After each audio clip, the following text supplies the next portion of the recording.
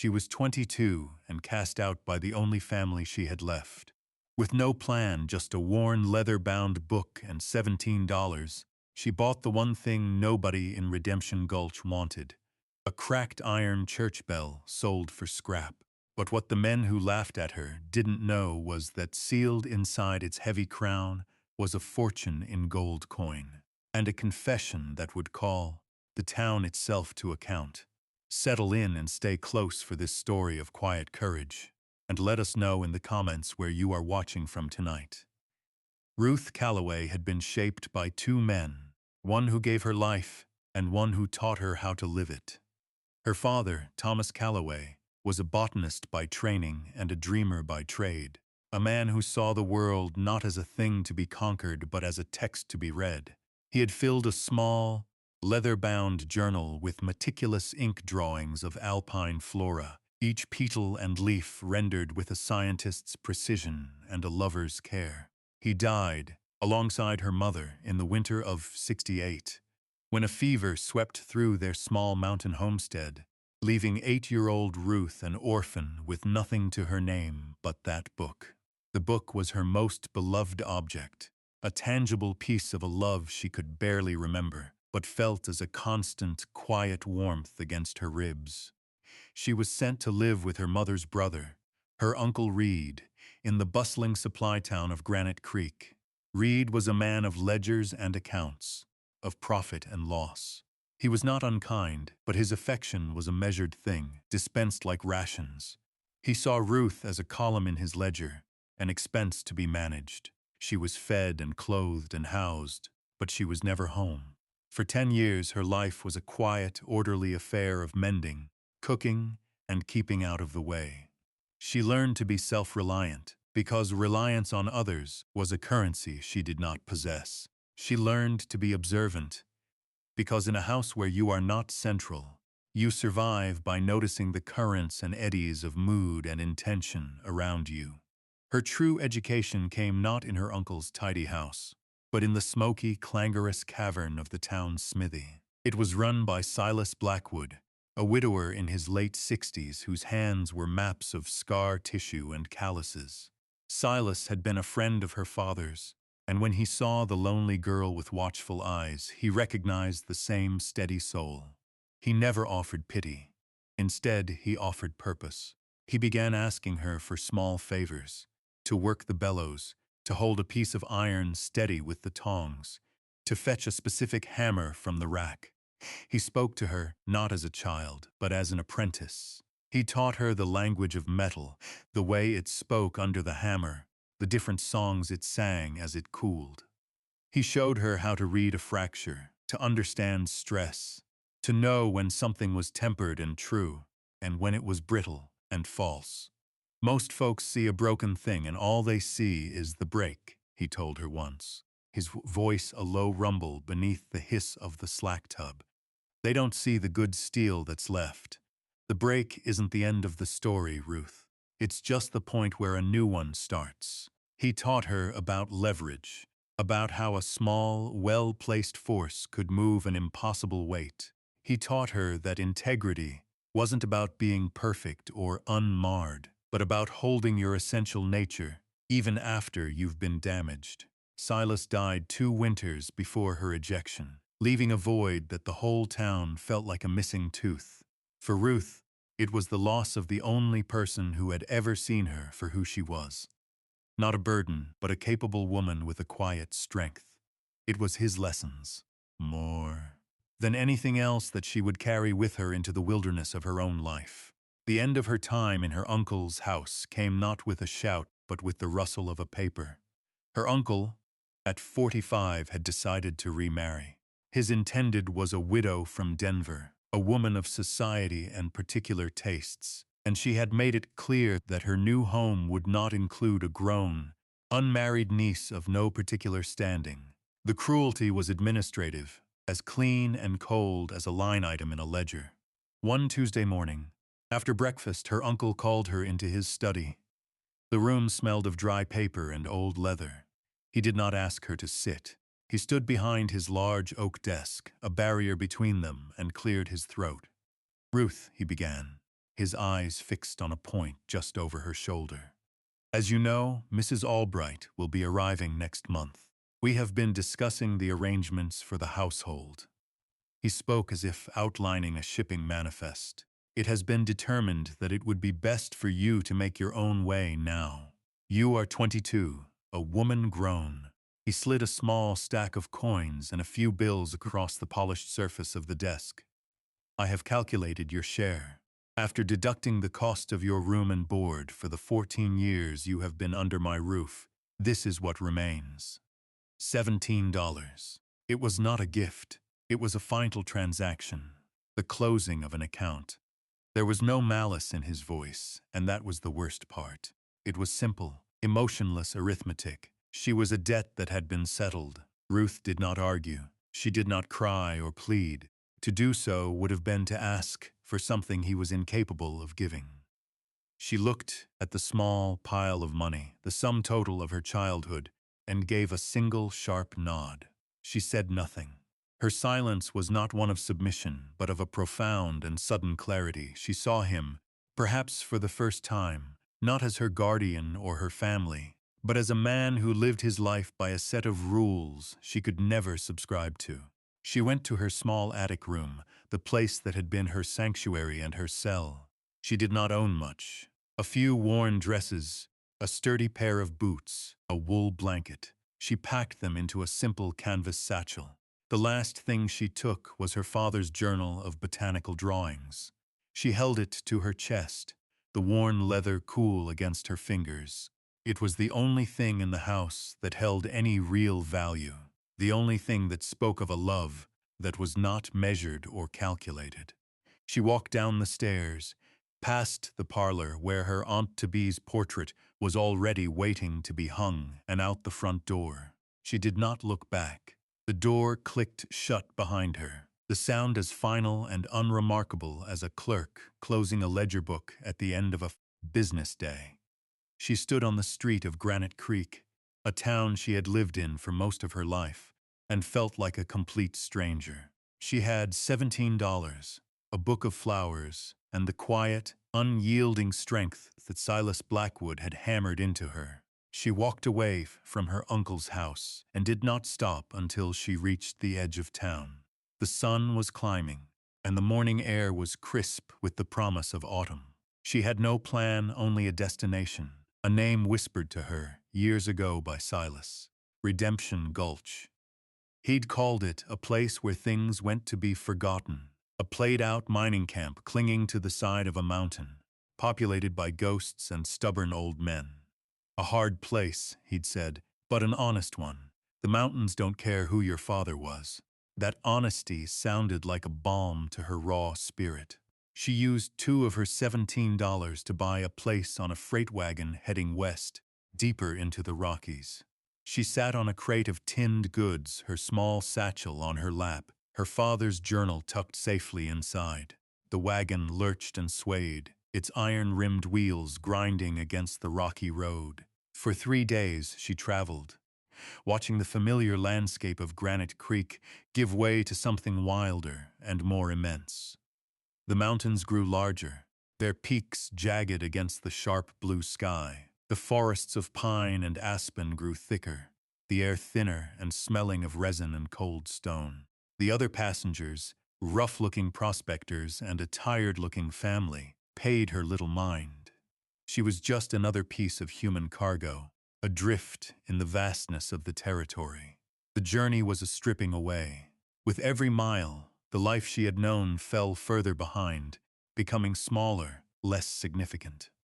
The sting of her uncle's dismissal began to fade, replaced by the more immediate concerns of survival. The gnawing in her belly, the deep chill that set in as soon as the sun dipped behind the peaks, the ache in her bones from the constant jostling of the wagon. She ate the dry bread and jerky she'd bought and listened more than she spoke, gathering information from the chatter of the men. They spoke of claims and veins of silver, of rockslides and early snows, and they spoke of Redemption Gulch. They called it the Gulch, a place on its last legs, a town that had boomed and busted and was now slowly returning to the earth. The freight wagon went no further than a dusty crossroads called Jasper's Fork. From there, the driver told her, it was another 10 miles on foot, up a steep, winding trail. She thanked him, shouldered her satchel, and began to walk. The physical effort was grueling. The trail was little more than a goat path, and the altitude made her lungs burn. But with each step, a strange sense of ownership settled over her. This fatigue was hers. This struggle was hers. It was not imposed upon her by the quiet tyranny of her uncle's house. She was moving under her own power, toward a future of her own making, however uncertain.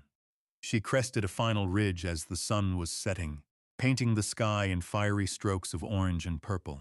Below her, nestled in a narrow valley, was Redemption Gulch. It was not much. A single, muddy street lined with a handful of weathered, false-fronted buildings, some of which listed precariously. A few cabins dotted the surrounding hillsides, smoke curling from their stone chimneys. It was a place worn by time and disappointment, but it was still there. It was still holding on, tired, dusty, and with a profound sense of having crossed a threshold into a new world. Ruth Calloway started down the final slope into town. Redemption Gulch was even more dilapidated up close. Many of the buildings were boarded up, their windows like vacant eyes. The ones still in use seemed to be leaning on each other for support. A saloon, a general store, and what looked like a livery stable were the only signs of active commerce. A few old men sat on the porch of the store, watching her arrival with the incurious stares of people who have seen everything come and go. There was no welcome, but there was also no judgment. She was simply a new fact in their landscape. She spent her first night in the corner of the livery, the scent of hay and horse a strange comfort. The next morning, she walked the length of the muddy street, taking stock. Her $17, now closer to 14 after her journey, felt impossibly small. She needed a place to stay, a way to earn a living. Her attention was caught by a hand-painted sign tacked to a post. Town auction. Noon today, all unclaimed property and scrap. At noon, a small crowd of about 15 people gathered in a cleared area near the edge of town. The auctioneer was a portly man with a booming voice that seemed too large for the quiet valley. He sold off a few mining claims that had gone to tax. A broken-down wagon, a set of rusty tools. The bidding was sluggish, the prices laughably low. Then, 4 men rolled the last and largest item into the center of the clearing. It was an enormous church bell, cast from dark, pitted iron. It lay on its side, a fallen giant. A jagged, ugly crack ran a third of the way up its side from the lip, silencing it forever. "All right, folks," the auctioneer bellowed. "Last item of the day. The old bell from the first free congregation. As you know, the church burned nigh on 10 years ago. This bell's been sitting in the town lockup ever since. We're selling it for scrap. Weight is near a ton. What am I bid for this piece of history?" A few men laughed. The bell was a local tragedy, a monument to a fire that had scattered a whole community of believers, many of whom had then left the gulch for good. It was considered bad luck, a massive, useless weight. "Come on now, the iron is good. Melt it down for shoes or tools," the auctioneer pleaded. "Who'll start me at $10? Silence. The men on the porch of the store spat tobacco juice into the dirt. Ruth, standing at the back of the small crowd, felt a pull she could not explain. She walked forward, her eyes tracing the lines of the massive casting. She remembered Silas Blackwood's lessons. She saw the maker's mark near the lip. She saw the elegant curve of the crown, the solid engineering of the cannons used for mounting it. And then she saw something else. On the very top of the crown, where the metal was thickest, she noticed a subtle hairline seam in a perfect circle, about the size of a dinner plate. It was not a casting mark. It was too deliberate. It looked like a plug. Her heart began to beat a little faster. She thought of Silas saying, "The break isn't the end of the story." $5, someone yelled, a mocking bid from the back. The auctioneer looked desperate. "I've got 5. Do I hear 6? Ruth stepped forward. Her voice was quiet but clear. $17. A hush fell over the small crowd. Every head turned to look at her, the strange young woman who had walked into town the day before. $17 was a fortune for a piece of scrap iron. The men who had been laughing now stared in disbelief. The auctioneer's eyes widened. $17 from the young lady, going once, going twice. He slammed his gavel down on a wooden block.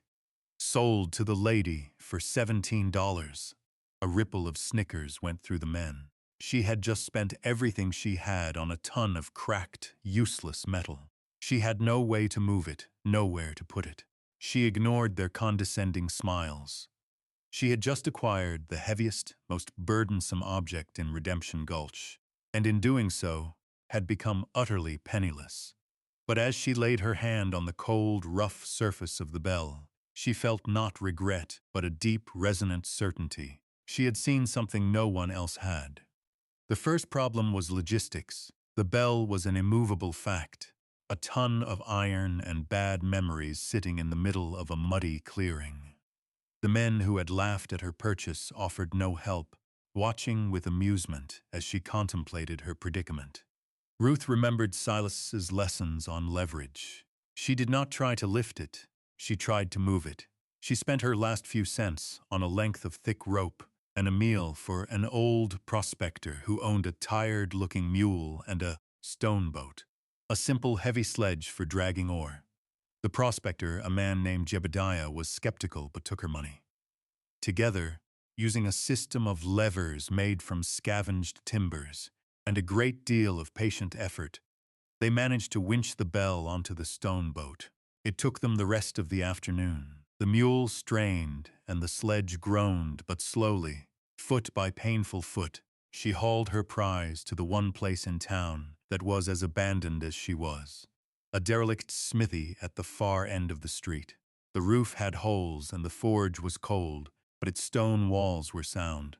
It was a place of work and it felt right.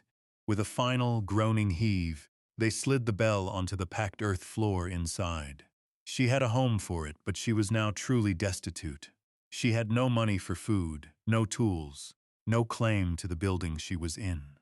All she had was the bell and a secret suspicion. As dusk fell, she lit a single candle she'd found on a shelf. The flickering light cast huge, dancing shadows. Alone in the cavernous, cold smithy, she finally turned her full attention to the bell's crown. She ran her fingers over the hairline crack she'd spotted.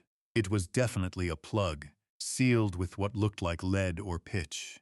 She needed tools. Scouring the smithy, she found a rusty cold chisel and a heavy, short-handled hammer, their wooden grips smooth with the memory of another man's hands.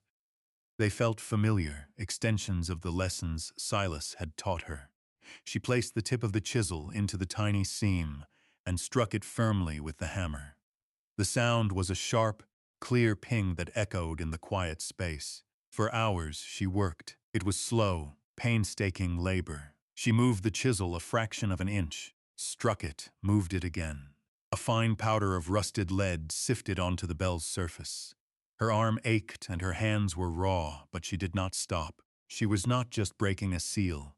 She was chiseling her way toward a new life. Finally, with a low grinding sound, the plug shifted. She put down her tools and gripped the edges of the metal disc. It was heavy, but it moved. She lifted it free. Inside was a hollow cavity, about a foot deep and just as wide, and nestled within it, wrapped in oilskin, were two packages. Her hands trembled slightly as she reached inside. The first was a canvas sack, surprisingly heavy and emitting a soft, clinking sound. She untied the drawstring and poured a portion of the contents into her palm. Gold, not dust but coins. Double eagles, dozens of them, gleaming in the candlelight.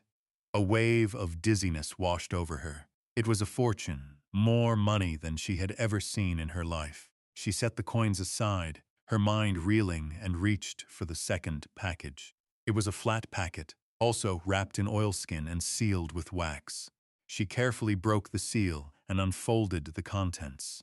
It was a letter, the paper thick and the ink faded but still perfectly legible. The script was neat, precise. It began, "To whomever finds this in God's own time." She held it closer to the candle and read, "My name is Reverend Michael Keene. I was the pastor of the First Free Congregation of Redemption Gulch, from the year of our Lord 1865 until this day, October 12th, 1869. If you are reading this, our church has been destroyed by fire, and I am likely dead. The fire was no accident. It was set by men who covet the land our chapel sits on, for they believe it holds a rich vein of silver. These men are Mr. Silas Croft, the owner of the saloon, and Mr. Jedediah Flagg, who holds the town's only freight contract. They offered to buy the land. I refused. They threatened my flock. We held fast. Tonight, I fear they will make good on their threats. I have sealed the last of our congregation's funds in this bell, $2,000 in gold coin, entrusting it to the Lord's safekeeping. With it, I seal my testimony, naming these men for their greed and violence. I do not know who you are, but I pray you are a person of courage and good conscience. Use this gold to rebuild. Use this truth to seek justice. May God guide your hand. Rev. Michael Keene." Ruth sank back on her heels, the letter shaking in her hand. The cold of the smithy floor seeped into her bones, but a fire was lit within her. This bell was not just a piece of scrap iron. It was a vessel of hope, a time capsule of truth, and a call to action. The men who laughed at her, the powerful men of the town, were the sons and inheritors of the very arsonists named in this letter. She was sitting on a secret that could tear Redemption Gulch apart, or, just maybe, piece it back together. The weight of the discovery was immense. The gold was a shield, a tool, a chance at a life she could never have imagined. But the letter was a sword. The names it mentioned, Croft and Flagg, were still the most powerful in the Gulch. The saloon and the freight company were now run by their sons, men who had inherited their father's wealth and influence, and likely their ruthlessness. To openly challenge them would be suicide. Ruth was a newcomer, a woman alone. She needed more than money and a piece of paper. She needed allies. She needed a community. Her rebuilding began not with a grand announcement, but with small, deliberate acts of construction. First, she secured her position. The next morning, she walked to the general store, which also served as the town's de facto records office. Using 2 of the gold coins, she purchased the deed to the abandoned smithy and the small parcel of land it sat on. The store owner, a weary man named Peterson, barely looked up. To him, she was just a fool throwing good money after bad. But for Ruth, the signed paper was foundation. This place was now hers. With her new security, she began to work. She spent the next few days restoring the smithy. She patched the holes in the roof with scavenged tin. She cleaned the forge, clearing it of years of debris, and repaired the cracked leather of the great bellows. She organized the scattered tools, cleaning the rust from them, sharpening the edges, and arranging them on the racks as Silas had taught her. The work was hard and physical, but it centered her. Each swing of the hammer, each neat patch on the roof, was an assertion of her presence, her purpose. She was not hiding, she was building. Her first ally arrived not with a promise of support, but with a bowl of stew. She was an old woman named Elspeth, her face a web of deep wrinkles. She had lived in the Gulch for 40 years and had been a member of Reverend Keene's congregation. "Saw you working," Elspeth said, her voice thin but steady. "A woman needs to eat." She said nothing more, but she began stopping by every day, sometimes with food, sometimes just to sit and watch Ruth work. Her presence was a quiet vote of confidence. Soon others followed. The old prospector, Jebediah, a different Jebediah from the one named in the letter. A coincidence that felt like a grim joke, brought her a broken pickaxe. "Heard there was a smith in town again," he grumbled, though his eyes were sharp and curious. He had seen her haul the bell and respected the sheer stubbornness of the act. Ruth fired the forge for the first time, the roar of the flames a resurrection. She expertly reforged and tempered the pexix head. the rhythmic clang of her hammer on the anvil ringing out through the valley. It was the first time that sound had been heard in the gulch in 5 years. The sound was a declaration. The town had a heart again. Jebediah paid her and spread the word. Small jobs began to trickle in. A bent hinge, a broken shovel, a new set of shoes for a pack mule. Ruth worked diligently, her prices fair, her craftsmanship impeccable. She was earning her place, not with words, but with competence. After a week, she felt she could trust Jebediah. She showed him the letter. The old prospector read it slowly, his face hardening. "I remember that fire," he said, his voice low. "Always smelled wrong to me. We lost good people after that. The heart just went out of the place." He looked from the letter to Ruth, then to the massive, silent bell in the corner. "That bell found you for a reason, girl. What do you aim to do?" This was her moment. "I aim to rebuild," she said, "but not a church, a community." The smithy, once a derelict shell, slowly transformed into the living heart of Redemption Gulch.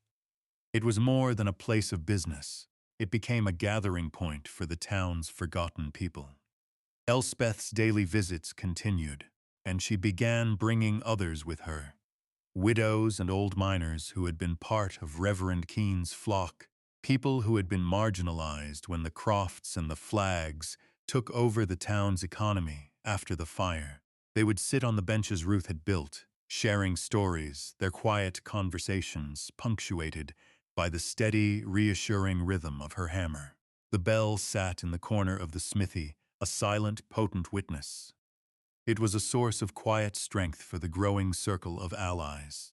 They knew the gold was hidden, a secret war chest for their cause. But more importantly, the bell itself became a symbol of their own resilience, cracked but not destroyed, silenced but still present. Ruth, Jebediah, and Elspeth formed the core of the new council. They understood that a direct confrontation with the Croft and Flagg families would lead to violence. Their power was not in force, but in the truth they held and the slow, methodical application of pressure.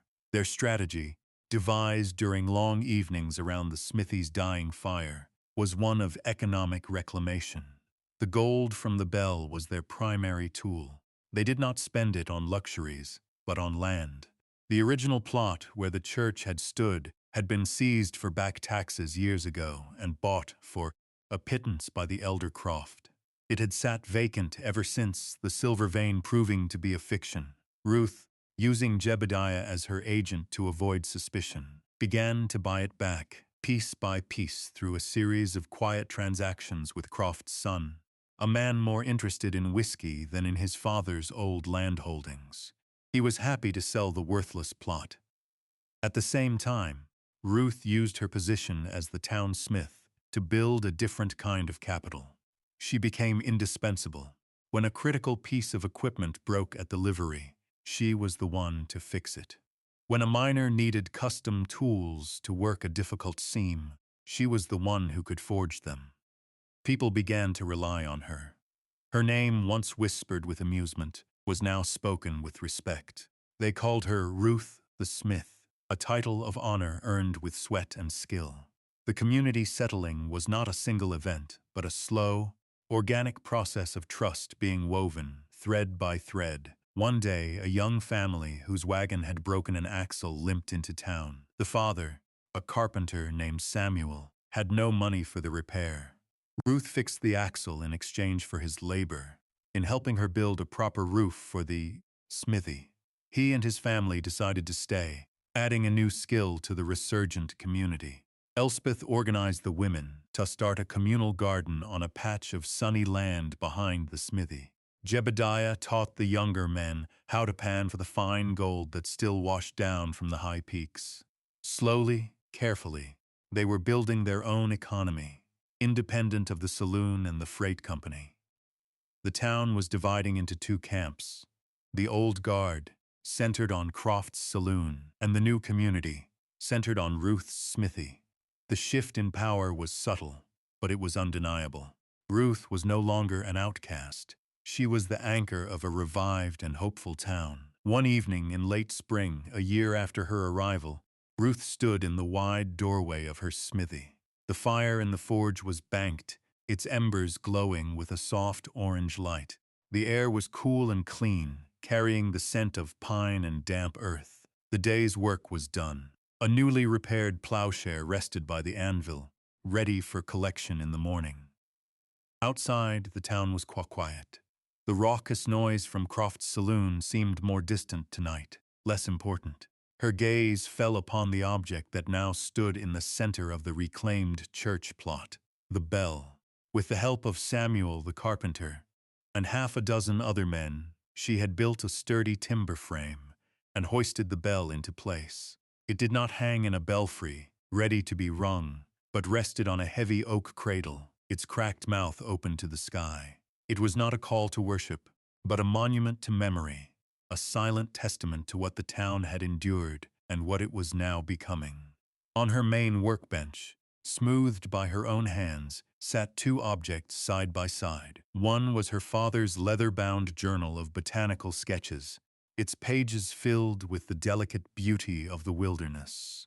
She had placed it there as a reminder of the quiet, observant love that had set her on her path.